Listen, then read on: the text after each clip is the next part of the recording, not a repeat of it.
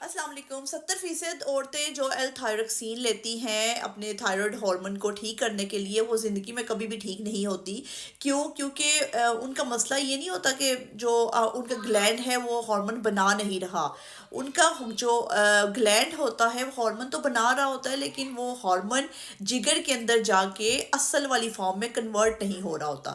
اب ہمارا جب ہارمون بنتا ہے اس کو آیوڈین چاہیے ہوتی ہے T4 بنانے کے لیے ہمارے تھائرائڈ کو، اور آیوڈین کے ہونے کے سبب جب تھائرائڈ ہارمون T4 بن جاتا ہے، اب وہ ایکٹیو فارم نہیں ہوتی، اسے ایکٹیویٹ کرنے کے لیے وہ جگر میں جاتا ہے، جگر میں اسے کچھ انزائمز چاہیے ہوتے ہیں، اور ماحول پورا ایک چاہیے ہوتا ہے، وہ اسٹریس فری ماحول، جہاں پہ وہ جا کے T4 سے T3 میں کنورٹ ہوتا ہے، اور T3 ہوتا ہے جو ایکٹیو فارم ہے ہارمون کی آپ کے پاس، جو آپ کے جسم کے بہت سارے معاملات میں آپ کی مدد دیتا ہے، ٹھیک ہے۔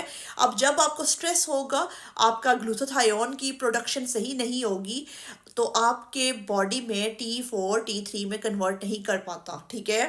اگر آپ اچھی غذا نہیں کھاؤ گے تو آپ کی باڈی میں امینو ایسڈز ہی نہیں ہوں گے جو T4 کو T3 میں کنورٹ کریں گے۔ تو یہ بھی بہت ضروری ہے کہ آپ وہ ساری چیزیں کھاؤ جس سے آپ کے باڈی میں انف امینو ایسڈس ہوں، اور دوسرا یہ کہ آپ بالکل سٹریس نہیں لو، سٹریس فری ہو جاؤ، کیونکہ سٹریس جو ہے وہ گلوتاتھائیون کے لیولز کو آپ کے لیور میں بہت کم کر دے، کنورٹ نہیں ہو پاتا۔ ابھی آپ کیا کھا سکتے ہو؟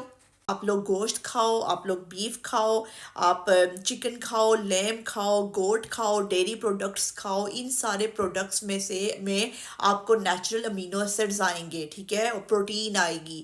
اس پروٹین، وہ امینو ایسڈز جو ہیں وہ آپ کی کنورژن کے لیے بہت زیادہ ضروری ہیں۔ تو ایک تو جو اور منرلز آپ کے لیے کون سے ضروری ہیں؟ جو تھائرائڈ کے پیشنٹس ہیں ان کے لیے سیلینیم، آیوڈین اور زنک آپ کے لیے بہت زیادہ امپورٹنٹ ہے۔ تو یہ چیزیں آپ کنسیڈر کریں، کیونکہ اگر آپ دوائی پہ لگے رہو گے تو پوری زندگی دوائی پہ لگے رہو گے، اور آپ کا تھائرائڈ گلینڈ تو ختم ہو کے گل سڑ کے خراب ہو جائے گا، لیکن آپ کی بیماری ختم نہیں ہوگی۔ Okay, take care of your self.